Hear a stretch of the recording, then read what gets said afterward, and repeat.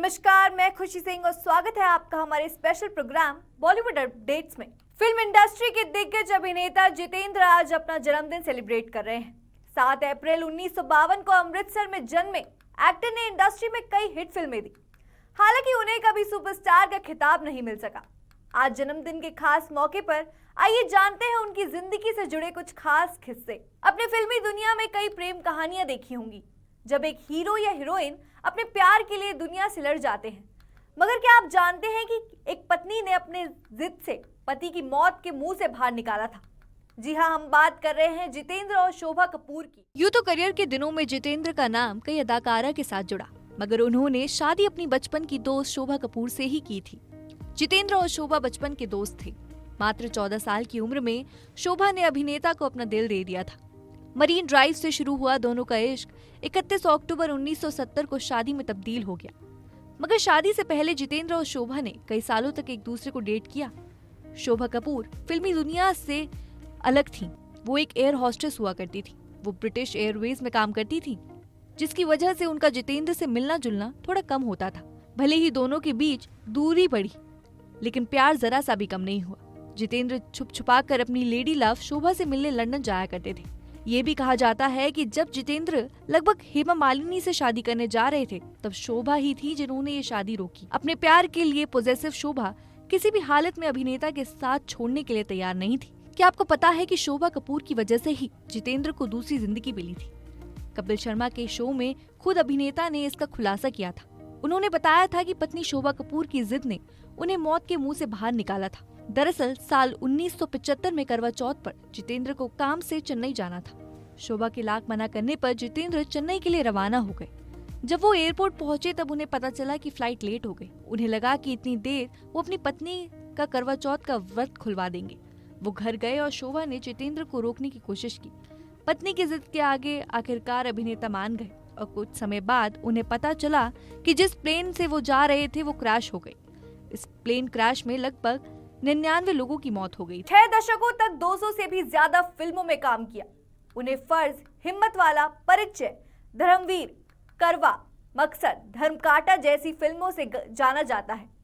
जितेंद्र अपने वक्त के सबसे फिट एक्ट्रेस में से एक माने जाते थे, लेकिन उन्होंने अपनी इस फिटनेस को बनाए रखने के लिए काफी ज्यादा मेहनत की। शक्ति कपूर ने एक इंटरव्यू में बताया था कि जितेंद्र काफी अनुशासित और हेल्थ के प्रति सजग थे। शक्ति कपूर ने बताया था कि जितेंद्र अपनी हाइट को लेकर काफी सख्त थे। जितेंद्र ने एक बार शक्ति कपूर को बताया था उन्होंने 25 सालों से चावल नहीं खाए और फिट रहने के लिए सलाद और सब्जियां ही खाते थे। फिल्म फर्ज में अपने एनर्जेटिक डांस के कारण उन्हें जंपिंग जैक नाम मिला। 1970 से लेकर 1980 के दशक के सबसे सफल अभिनेताओं में से एक जितेंद्र ने अपनी फिल्मों में शानदार डांस से दर्शकों का दिल खूब जीता। नवरंग जितेंद्र की पहली फीचर फिल्म थी, लेकिन उनकी ऑफिशियल पहली हिंदी फिल्म की शुरुआत 1960 की फिल्म गीत गाया पत्थरों में मानी जाती है, जिसका प्रदर्शन भी वो शांताराम ने ही किया था। सिनेमा की दुनिया में जितेंद्र की एंट्री भी शांताराम को ज्वेलरी की डिलीवरी करने के दौरान हुई, जब उन्हें 1960 की फिल्म नवरंग में अभिनेता संध्या के लिए बॉडी डबल के रूप में चुना गया। शुरुआती दौर में जितेंद्र मुंबई के एक चॉल में रहा करते थे। उनके पिताजी फिल्मों में ज्वेलरी सप्लाई करने का काम करते थे। जब जितेंद्र कॉलेज में थे तभी उनके पिता को हार्ट अटैक आ गया था। पिता के बीमार होने पर घर चलाने में दिक्कत आने लगी। ऐसे में जितेंद्र ने फिल्म मेकर शांताराम से मुलाकात की। शुरुआती दौर में जितेंद्र मुंबई के एक चॉल में रहा करते थे। उनके पिताजी फिल्मों में ज्वेलरी सप्लाई करने का काम करते थे। जब जितेंद्र कॉलेज में थे तभी उनके पिता को हार्ट अटैक आ गया था। पिता के बीमार होने पर घर चलाने में दिक्कत आने लगी। ऐसे में जितेंद्र ने फिल्म मेकर शांताराम से मुलाकात की। जितेंद्र ने उनसे फिल्मों में काम मांगा तो उन्होंने कहा कि तुम कोशिश करना चाहते हो तो करो, लेकिन मैं तुम्हें कोई काम नहीं दूंगा। लेकिन कुछ समय बाद ही कुछ ऐसा हुआ कि जितेंद्र को शांताराम की तरफ से बुलावा आया। जब जितेंद्र को फिल्मों के लिए सेलेक्ट कर लिया गया, इसके कुछ दिन ही बाद शांताराम ने उनका स्क्रीन टेस्ट लिया। 30 टेक के बावजूद जितेंद्र डायलॉग ठीक से नहीं बोल पाए थे, लेकिन फिर भी गीत गाया पत्थरों ने फिल्म के लिए चुना गया। शांताराम ने ही उनका नाम रवि कपूर से बदलकर जितेंद्र कर दिया था। जितेंद्र ने 100 रुपए महीने की पगार पर काम शुरू कर दिया था।